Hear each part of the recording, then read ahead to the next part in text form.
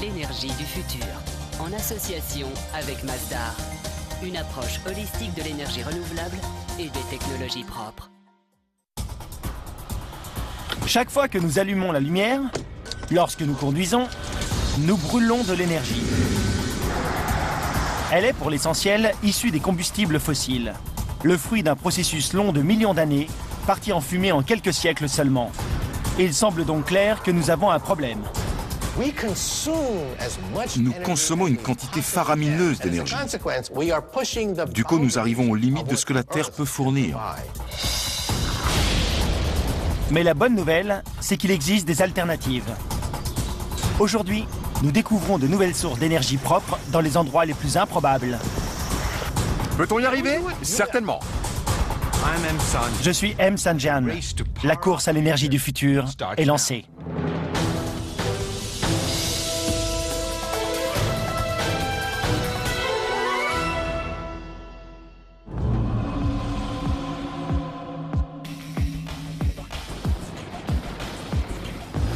Trouver de l'énergie n'a jamais été facile. Cela a toujours exigé quantité d'innovation, de larges dépenses et de gros risques. En d'autres mots, il faut dépenser de l'énergie pour trouver de l'énergie.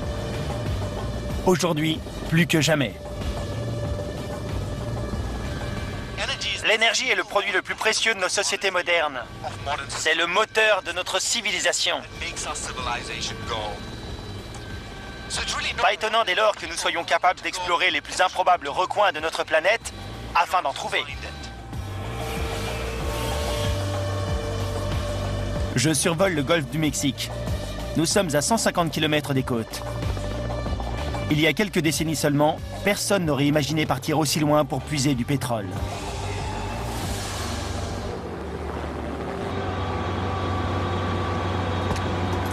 Bienvenue sur le Brutus. Merci. Le scientifique spécialiste de l'environnement que je suis sait que toutes les choses vivantes ont besoin d'énergie. Nous ne faisons pas exception. Le problème, c'est que depuis 150 ans, nous puisons la nôtre dans le sol. Charbon, gaz naturel, et cette chose que nous pompons ici dans le sous-sol de la mer, le pétrole. On les nomme combustibles fossiles, et nous les brûlons bien plus vite que la Terre ne les crée.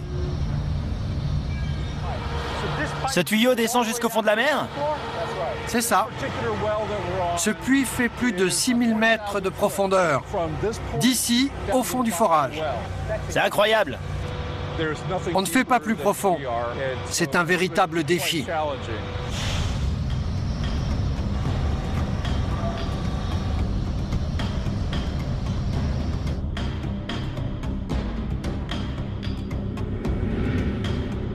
Mais l'exploitation de ces énergies peut provoquer de véritables désastres environnementaux, comme les marées noires. En plus de cela, brûler des combustibles fossiles génère de graves problèmes climatiques.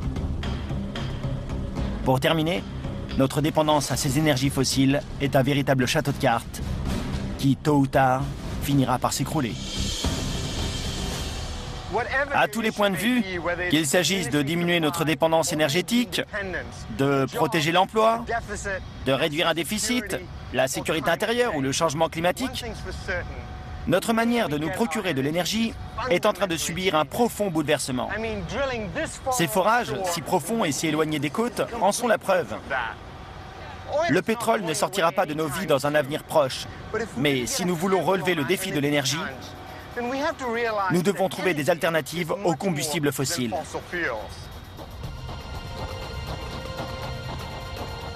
Électricité, lignes électriques et pompes à essence sont la représentation que nous nous faisons le plus fréquemment de l'énergie. Mais regardez autour de vous, l'énergie est partout. Chaque jour, le soleil nous baigne de son énergie. Sa chaleur influe sur l'atmosphère, créant le vent. Sa lumière permet aux êtres vivants de se développer. C'est de l'énergie. Les 2/3 de la surface de la Terre sont recouverts d'eau, en mouvement perpétuel. C'est également de l'énergie. La surface de notre Terre elle-même bouge chaque jour, élevant des montagnes, créant de nouveaux océans. Plus simplement, l'énergie, c'est le mouvement, et il est tout autour de nous. Mais quelle que soit la forme qu'elle revêt, cette énergie vient essentiellement d'une même source. Une gigantesque boule de gaz incandescent située à des millions de kilomètres de la Terre, le Soleil. Le Soleil est une usine à énergie. Sa gravité brise continuellement les atomes d'hydrogène situés dans son noyau, les convertissant en hélium et libérant d'impressionnantes quantités d'énergie. Une énergie qui atteint la Terre sous la forme de rayonnement solaire. Le professeur Michio Kaku est physicien théoricien. Il peut nous éclairer sur ce processus. Pensez à ça. Quand vous vous levez, vous petit déjeunez. Eh bien, l'énergie de vos muscles, les mouvements de votre corps, tout cela, d'une certaine manière, c'est de l'énergie solaire recyclée. Tout ça, tout ce que l'on voit. Tout ce qui nous entoure. Même ce stand de hot dog? Tout à fait. Incroyable. 2, s'il vous plaît. Comment ça fonctionne? Grâce à la photosynthèse, les plantes captent l'énergie du soleil.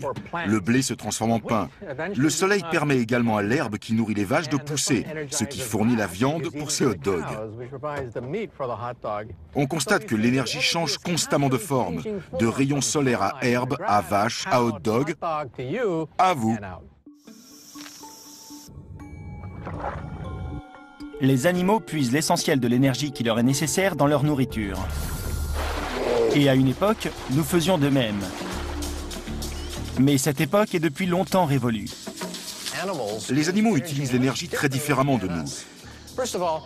Ils l'utilisent pour leur survie, pour se nourrir.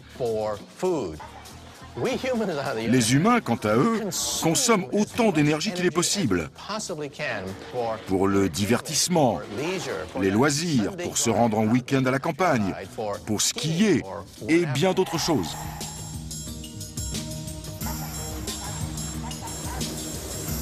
Depuis la révolution industrielle, nos besoins énergétiques ont décuplé.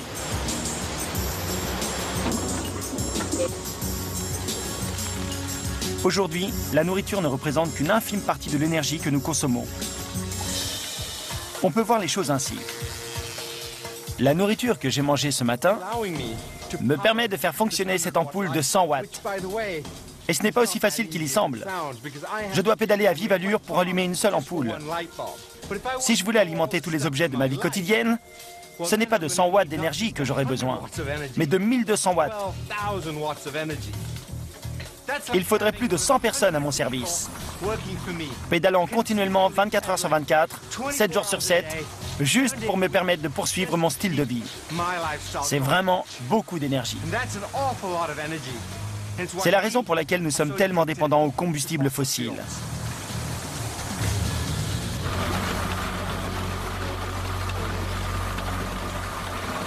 Le problème avec les énergies fossiles, c'est que la Terre ne les produit pas suffisamment rapidement.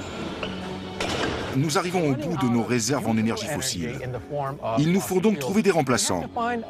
Toute l'énergie provient du Soleil, une fabuleuse quantité d'énergie. Mais seule une infime partie de celle-ci peut être utilisée pour alimenter nos machines.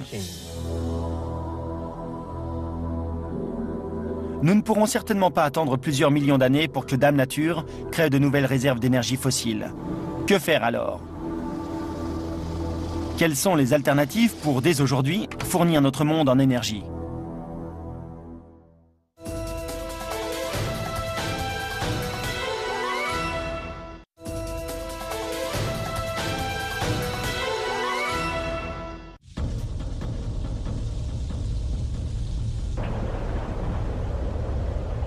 Le Soleil brille depuis 4,5 milliards d'années. Et depuis 4 milliards de ces années, la vie sur Terre baigne dans son énergie. Le carburant que nous utilisons de nos jours, comme le charbon et le pétrole, est le fruit de la décomposition d'organismes vivants, comme le plancton, morts alors qu'ils étaient remplis de l'énergie du Soleil. Pressés entre de multiples couches de sédiments et cuits pendant des centaines de millions d'années, ils sont devenus des combustibles fossiles.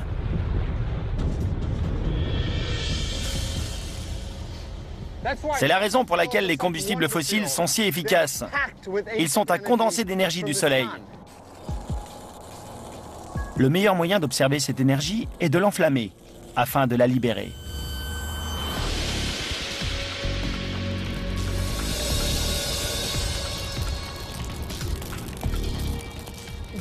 On sent bien l'énergie qui se dégage. Une énergie très ancienne issue du Soleil. Elle est suffisante pour propulser une voiture de 3 tonnes sur des kilomètres. Les combustibles fossiles sont puissants et concentrés. Le défi est donc de réussir à trouver une énergie renouvelable qui soit aussi efficace. Pour ce faire, les scientifiques se sont transformés en prospecteurs. Nous en rencontrons un dans le désert du Nevada. On sort les deux? Les deux, oui, on va les poser par là. Steve Wilcox, ingénieur, est un pionnier des énergies nouvelles. Ouvrons-les. Son travail consiste à repérer les endroits où les rayons du soleil brillent avec le plus d'intensité. On appelle ceci un pyréliomètre. Il mesure la lumière du soleil. Vous êtes une sorte de chasseur de soleil. Vous faites une carte du monde indiquant où les rayons du soleil tombent et avec quelle intensité. Oui, c'est un peu le saint graal de la radiométrie solaire. Comprendre où frappe le soleil, sa magnitude et sa variabilité. Car lorsque l'on cherche à récupérer de l'énergie solaire, tous les lieux ne sont pas égaux. Les rayons du soleil frappent plus intensément dans certaines régions. Cela dépend de la latitude, de la couverture nuageuse et de la pollution de l'air. Lorsque l'on sait où se trouvent les meilleures ressources solaires, on peut commencer à étudier les nombreux autres facteurs qui permettront d'installer au mieux les centrales et les panneaux solaires qui alimenteront votre maison. Il faut l'aligner selon un axe nord-sud. Lorsque Steve Wilcox aura identifié les endroits où le soleil brille avec le plus de constance, d'intensité et donc d'efficacité, les panneaux solaires pourront être installés. Ce sont les deux câbles de cet instrument. Que signifie ce nombre? 900... Ceci veut dire que nous recevons 952 watts par mètre carré grâce aux rayons directs du soleil. En gros, sur une surface comme celle-ci, vous recevez 950 watts. C'est cela. C'est beaucoup, ça représente plusieurs ampoules, non? Oui, C'est donc la quantité d'énergie que le soleil fournit sur cette portion de terre-là. oui, c'est ce que nous avons mesuré. C'est incroyable. La question est de savoir si nous pourrons récupérer toute cette énergie solaire. C'est ce qui tombe, c'est le potentiel.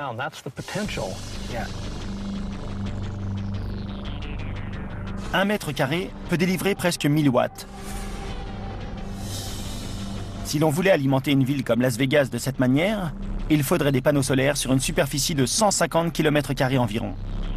Cela semble beaucoup, mais c'est peut-être réalisable.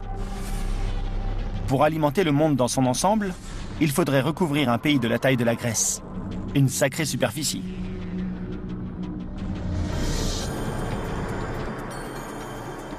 Il serait donc plus réaliste de développer différentes sources d'énergie renouvelables. C'est là que le vent entre en scène. La plupart d'entre nous ont déjà vu des éoliennes. Elles exploitent l'énergie du vent pour la transformer en électricité. Mais ce qui risque de vous surprendre, c'est que c'est en fait le soleil qui fait souffler le vent. Lorsque les rayons du soleil frappent la Terre, ils chauffent l'air au niveau du sol. Celui-ci se dilate, puis remonte. De l'air plus froid et dense se précipite alors pour remplir les espaces vides. Ce sont ces incessants mouvements qui créent les vents. Mais c'est une chose de savoir comment se forme le vent, c'en est une autre que de réussir à le transformer en énergie utilisable.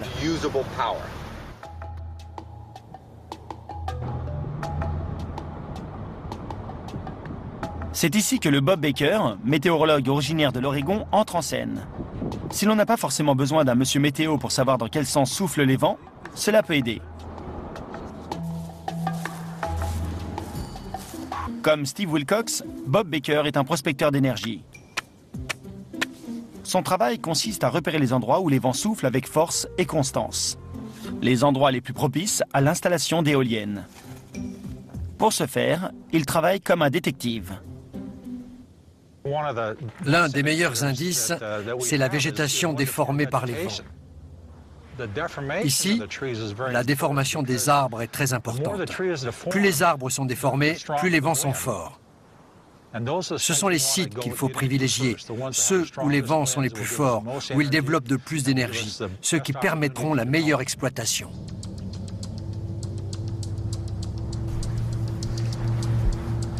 Cette dernière décennie, la technologie éolienne s'est développée à pas de géant. Aujourd'hui, chacune de ces éoliennes peut produire suffisamment d'énergie pour 700 foyers. Certains prédisent qu'un jour, le vent pourra fournir la moitié du monde en électricité. Le potentiel est énorme. La plupart des gens n'ont pas conscience de la force des vents et de la manière dont on peut les transformer en énergie utile, comme de l'électricité. C'est une ressource énorme que l'on commence tout juste à exploiter. Mais l'énergie éolienne a les mêmes défauts que l'énergie solaire. Elle exige beaucoup d'espace. Si l'on voulait alimenter l'ensemble de la planète avec le vent, nous devrions allouer près de 2% de toutes les terres disponibles aux fermes éoliennes. Sans oublier que l'on ne peut pas toujours compter dessus. Lorsque vous appuyez sur l'interrupteur, vous ne voulez pas que ça affiche « Désolé, le vent ne souffle pas aujourd'hui » ou bien « Le soleil est couvert ». Vous voulez de l'électricité sur le champ. C'est le principal défaut de ces énergies renouvelables. Il existe une autre forme puissante d'énergie renouvelable, peu gourmande en espace. Et d'une certaine manière, c'est la plus fiable de toutes. Lorsque le vent souffle sur la surface des océans, il crée des vagues qui délivrent une énergie importante et exploitable.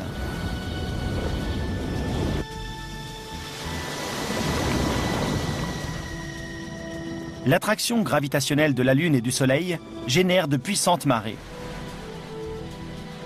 C'est une énergie que nous pouvons également exploiter. Nous exploitons l'énergie de l'eau depuis des milliers d'années et nous l'utilisons toujours. L'énergie hydroélectrique produit 16% de l'électricité mondiale.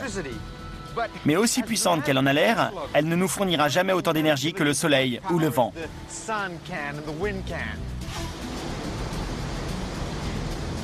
En matière de barrages, nous sommes presque arrivés au bout de nos possibilités. Mais les fleuves et les rivières ne sont pas les seuls endroits où exploiter l'énergie hydraulique. Les ingénieurs sont déjà en train de travailler à de nouvelles technologies pour tirer profit des marées et des vagues afin d'un jour pouvoir alimenter des millions de foyers, d'entreprises et d'usines en électricité. Malgré ces limitations, l'avantage de l'énergie hydraulique est qu'elle est continue, plus que l'éolienne et la solaire. Mais existe-t-il une source d'énergie plus stable encore ? Oui, mais pour la trouver, il ne faut pas regarder en l'air ou autour de nous, mais en bas, au cœur même de notre planète.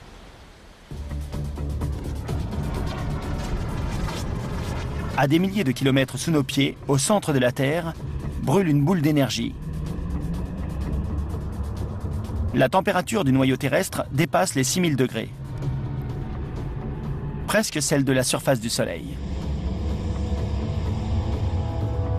Mais inutile de descendre si loin pour profiter de la puissance du noyau terrestre. À 3 km de profondeur, la croûte terrestre est suffisamment chaude pour porter l'eau à ébullition. Depuis n'importe quel point sur la planète, il suffit donc de creuser suffisamment pour pouvoir profiter de l'énergie géothermique. C'est une énergie ancienne, issue du cœur de notre Terre lorsqu'elle s'est formée il y a des milliards d'années.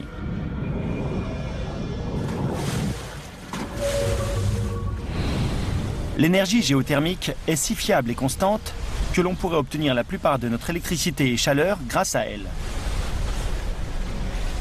Mais exploiter cette chaleur est coûteux. Aujourd'hui, la géothermie naturelle génère moins d'1% de l'électricité mondiale. Ce n'est pas beaucoup. Certains commencent d'ailleurs à se demander si ces nouvelles sources d'énergie renouvelable nous permettront de préserver notre mode de vie actuel.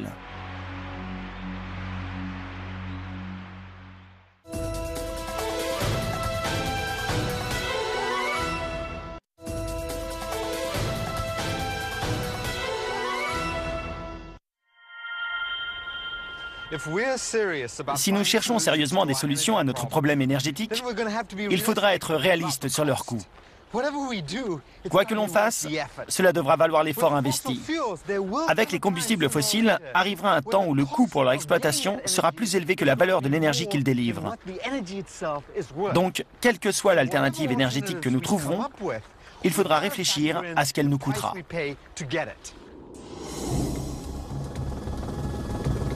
Nous devrons faire plus qu'exploiter l'énergie de la nature. Nous devrons étudier l'efficacité avec laquelle la nature elle-même exploite l'énergie. C'est ce que fait l'écologue Charlie Hall. Je suis obsédé par l'énergie, c'est sûr. Charlie Hall pense que la seule manière pour une créature ou une société de survivre, c'est de produire plus d'énergie qu'elle n'en consomme.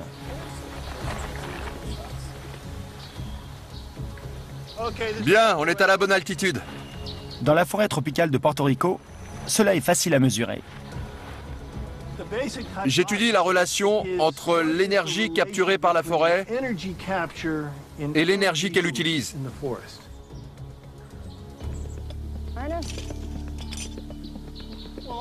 Oscar, tu penses pouvoir atteindre cette fourche là-haut? Bien joué! Charlie Hall et son équipe mesurent la photosynthèse et les niveaux de respiration de ces arbres afin de repérer ceux possédant la meilleure balance énergétique. Si un arbre doit dépenser plus d'énergie qu'il n'en reçoit pour survivre dans un endroit, il mourra. Un arbre sain doit trouver l'équilibre entre l'énergie entrante et l'énergie sortante.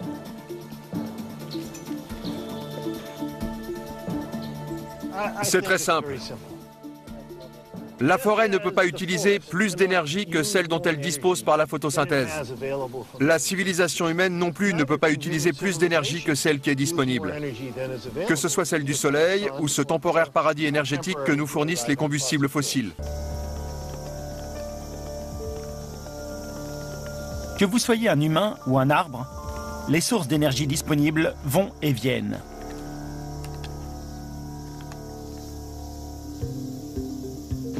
Parfois, la vie bénéficie d'un cadeau énergétique inattendu. Pour les insectes, elle peut prendre la forme d'une grosse carcasse. Pour nous, ce sont les combustibles fossiles. Dans les deux cas, ce n'est pas quelque chose dont on peut dépendre. Un gros animal meurt et les décomposeurs vivent un âge d'or sur 1 ou 2 générations. Mais une fois la carcasse consommée, que se passe-t-il? La population explose, puis plonge. Cela arrivera-t-il avec les humains? Je n'en sais rien. Mais c'est une possibilité. Comment gérer cela? Il va falloir y réfléchir sérieusement.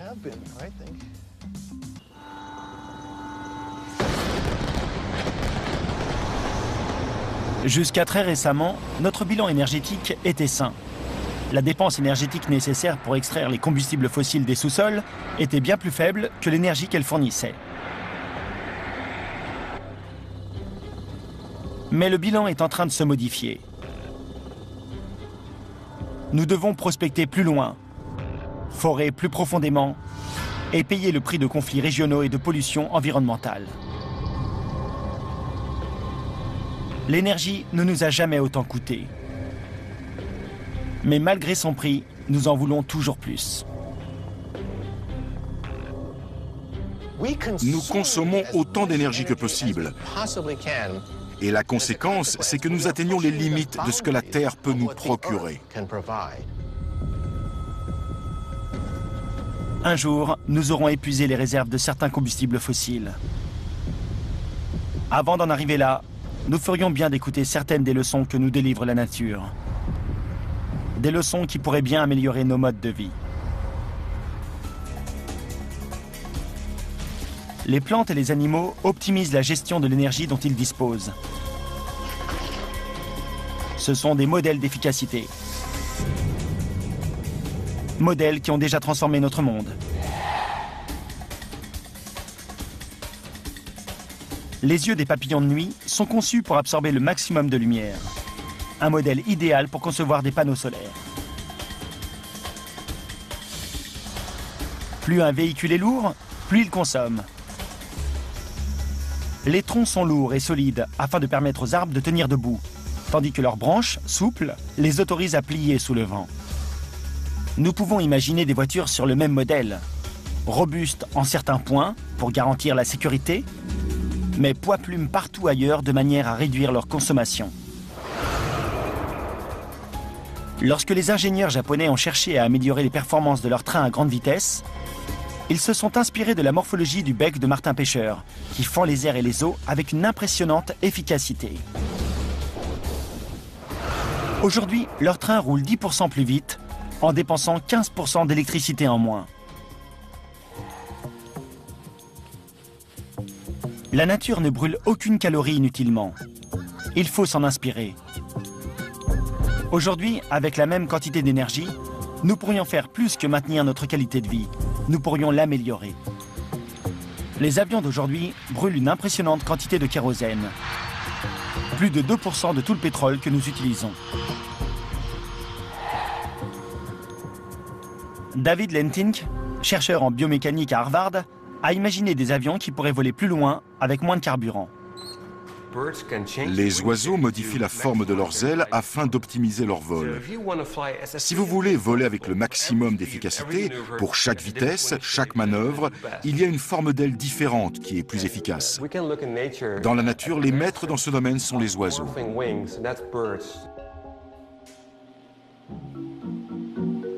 Le chercheur utilise une caméra à rayons X pour filmer le mouvement d'ailes d'oiseaux en temps réel.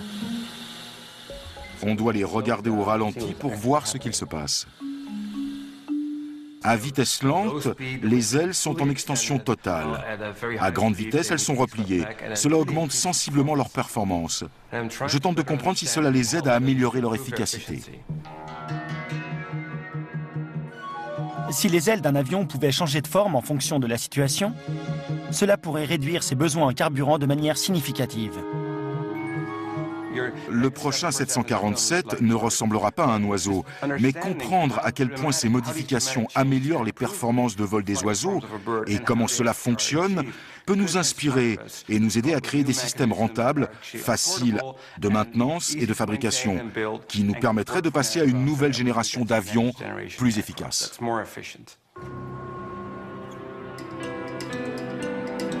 Mais les ingénieurs aéronautiques ont peut-être une leçon plus importante encore à tirer des oiseaux. En observant ces oiseaux voler en groupe, nous apprenons comment ils optimisent leurs dépenses énergétiques grâce au groupe. C'est pour cela que le chercheur leur impose cet exercice en soufflerie.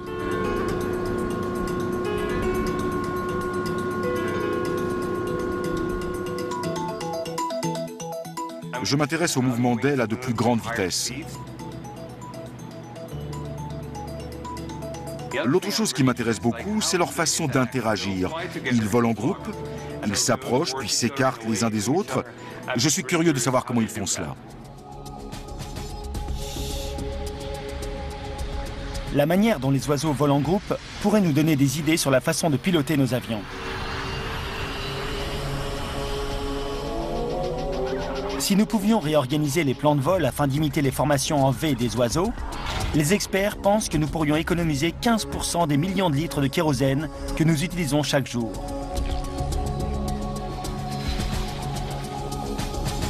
Mais quelles que soient les économies d'essence que nous arriverons à réaliser, nous aurons tout de même toujours besoin d'autres sources de carburant.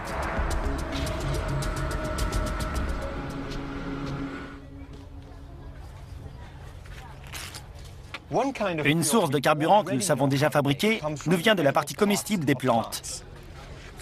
Par exemple, nous savons transformer l'énergie du maïs en un carburant nommé éthanol. D'ailleurs, on le mélange déjà à l'essence pour faire du biocarburant. Le souci, c'est que nous avons besoin de l'essentiel du maïs que nous cultivons pour nous nourrir. Et nous ne faisons rien de l'énergie enfermée dans ces feuilles. Nous les jetons car nous ne savons pas comment l'extraire. Imaginez les perspectives nouvelles qui s'offriraient à nous si nous y arrivions. L'énergie qui réside au cœur des plantes est enfermée dans un matériau très dur. La cellulose doit être suffisamment solide pour maintenir la plante à la verticale. Mais elle enferme également l'énergie de la plante au niveau cellulaire. Si l'on arrivait à briser cette cellulose, on accéderait à une incroyable ressource d'énergie.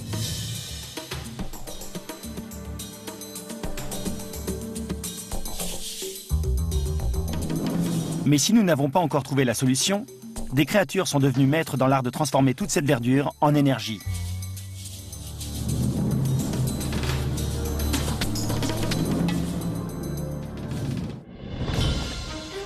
Ce sont les micro-organismes qui transforment nos déchets organiques en compost. Ce sont les agents du pourrissement. Et lorsque les choses pourrissent, elles libèrent de l'énergie. Les scientifiques pensent que si des microbes peuvent y arriver, nous devrions pouvoir les imiter.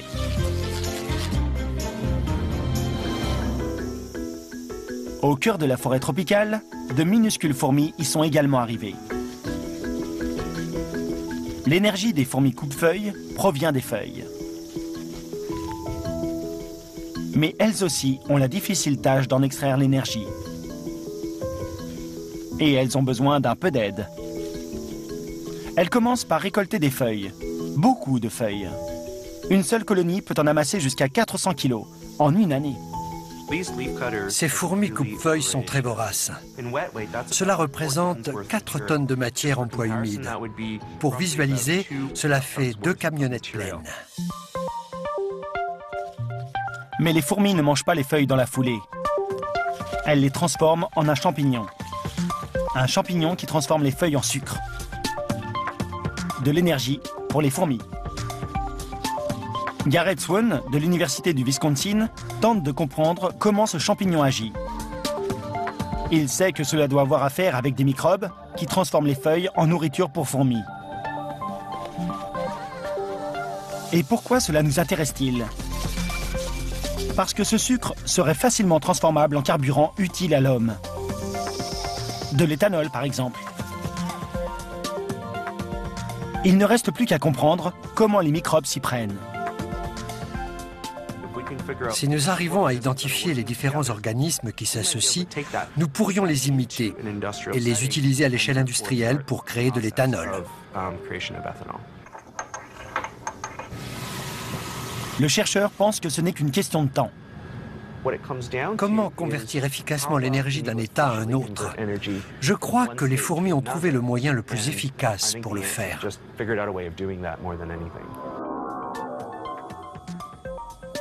Et lorsque nous aurons enfin compris, nous aurons les ressources suffisantes pour créer des quantités industrielles d'éthanol.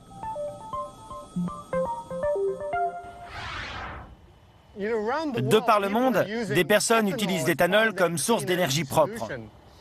Le problème, c'est que l'éthanol n'est pas aussi efficace que les énergies fossiles.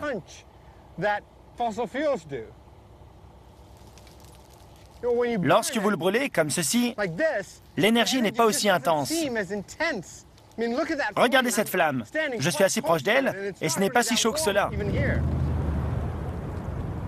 Et voici de l'essence. On peut presque voir l'énergie qui s'en dégage. L'éthanol n'est pas aussi énergétique. L'éthanol ne possède que 80% de la densité énergétique des combustibles fossiles.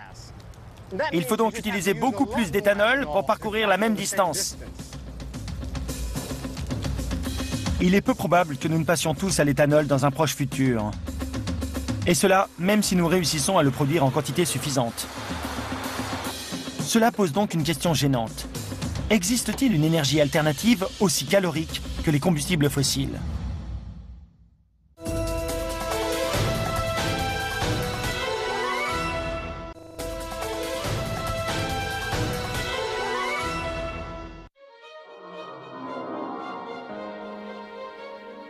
Réinventer notre manière d'exploiter l'énergie naturelle exige une approche sur plusieurs niveaux. Qu'il s'agisse d'exploiter la puissance des éléments, d'apprendre comment les autres formes de vie produisent, stockent et usent leur énergie efficacement.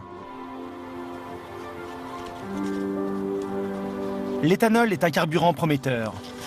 Mais pouvons-nous en trouver d'autres qui nous fourniront plus de puissance ? Quelque chose de plus proche de ce que nous obtenons avec le pétrole.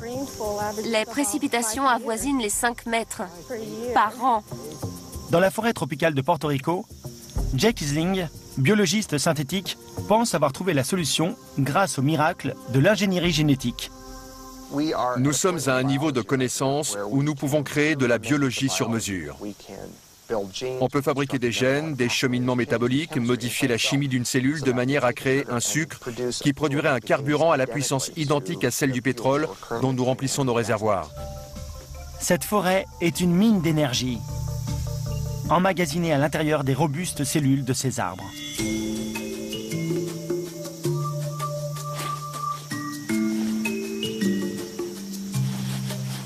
Il y a plusieurs mois, l'équipe de Jake Isling a rempli des filets de feuilles mortes et les a enfouis dans le sol de la forêt.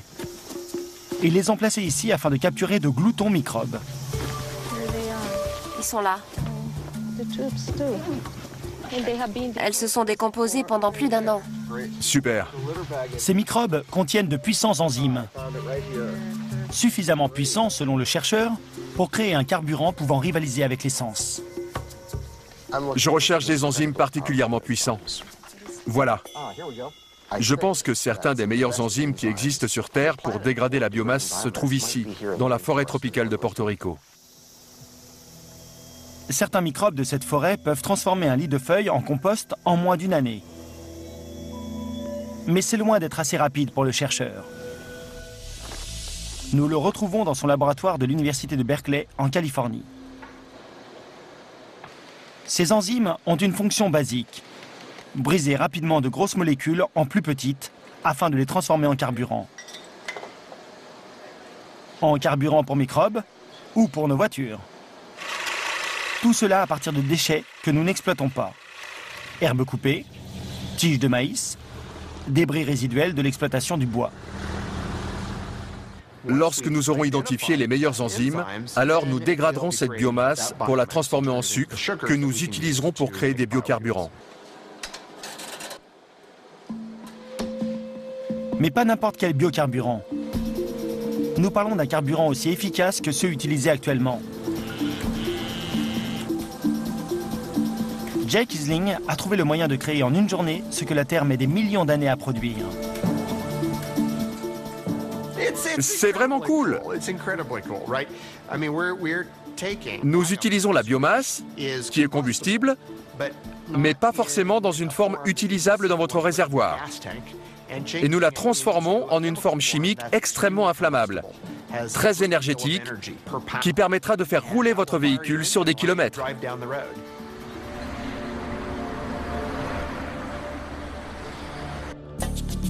Avant que nous ne puissions l'utiliser, l'équipe du chercheur doit trouver le moyen de produire ce carburant à une échelle industrielle. Pendant ce temps, la nature a d'autres moyens à disposition pour nous aider. Vous pensez certainement que ce que vous voyez ici n'est que du papier bulle, mais pour Nate Lewis, chimiste à l'Institut de technologie de Californie, il s'agit peut-être de la solution à tous nos problèmes énergétiques. Nate Lewis travaille à une nouvelle technologie qui repose sur une très ancienne technologie. Une chose qu'il nomme feuilles artificielles. L'idée est de reproduire ce que font les feuilles. La photosynthèse de l'énergie du soleil, puis de la convertir directement en un carburant propre. Un carburant que l'on peut stocker et utiliser dans nos foyers pour tout alimenter.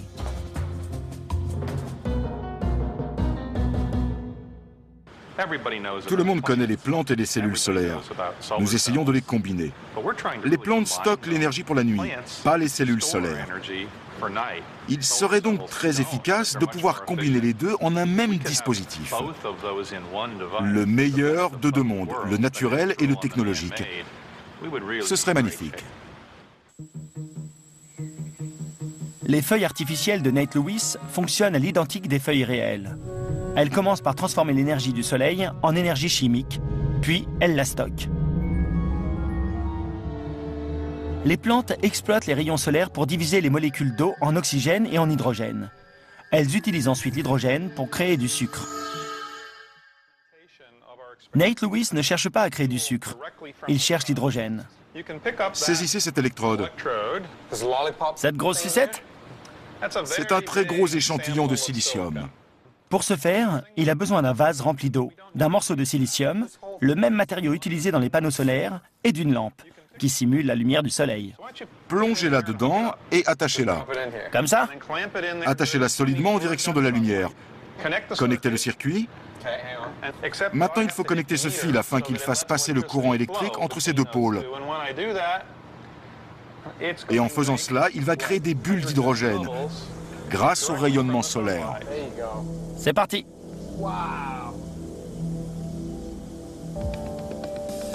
En absorbant la lumière, le silicium fait bouger des électrons qui créent de l'hydrogène à partir de l'eau.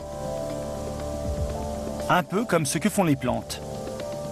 La lumière est essentielle. Pas de soleil, pas d'hydrogène. Toutes ces bulles sont des bulles d'hydrogène créées à partir de l'eau gazeuse. Nous pouvons utiliser l'énergie de l'hydrogène comme nous utilisons le gaz naturel. Le problème, c'est qu'il n'est pas très dense. Il faut donc en collecter une grande quantité et cela demanderait beaucoup d'espace. Comme par exemple le toit de votre maison. Et c'est ici que le papier bulle entre en scène. Comment cela se passera-t-il?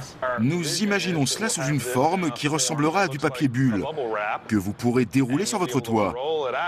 Vous le remplirez d'eau, laisserez travailler le soleil, laisserez s'échapper l'oxygène et emprisonnerez l'hydrogène, qui est le carburant dont vous avez besoin pour alimenter votre maison et votre voiture. Mais Nate Lewis ne s'arrête pas là. Une fois l'hydrogène capturé, on peut le combiner à d'autres gaz afin de créer n'importe quel autre carburant. Nous possédons déjà des procédés chimiques reconnus mondialement qui permettent de combiner cet hydrogène avec du CO2 pour faire du méthanol, qui peut ensuite servir à faire de l'essence. Nous devons créer un carburant chimique grâce au soleil. Ensuite, nous savons déjà comment transformer ce gaz en un liquide, et vice-versa, en fonction des besoins de la société.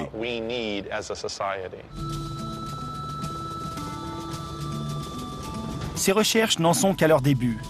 Mais si ce concept fonctionne à large échelle, cela pourrait totalement modifier notre manière de trouver et d'utiliser l'énergie. De nos maisons à nos voitures, à nos villes et à l'ensemble de nos économies. C'est un grand si. Pas uniquement pour les feuilles artificielles de Nate Lewis, mais pour toutes ces recherches qui veulent exploiter l'énergie de notre milieu naturel.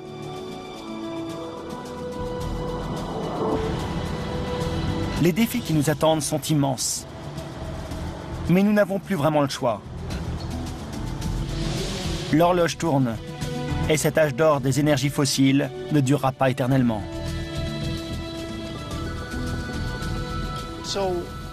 Pouvons-nous y arriver? Certainement. Allons-nous le faire?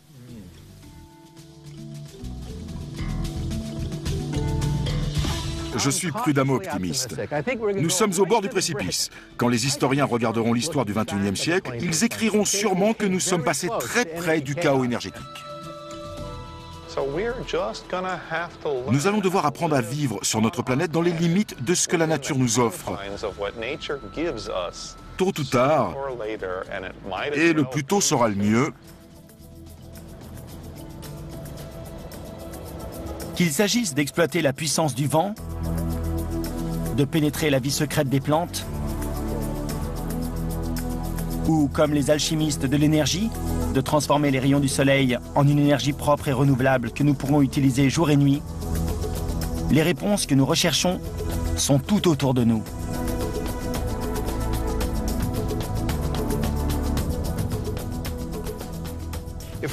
Si nous arrivons à réunir la technologie, l'argent et la volonté politique afin d'exploiter toute cette énergie qui nous entoure, nous aurons fait un pas de géant vers la résolution de l'un des plus gros défis que devra relever l'humanité.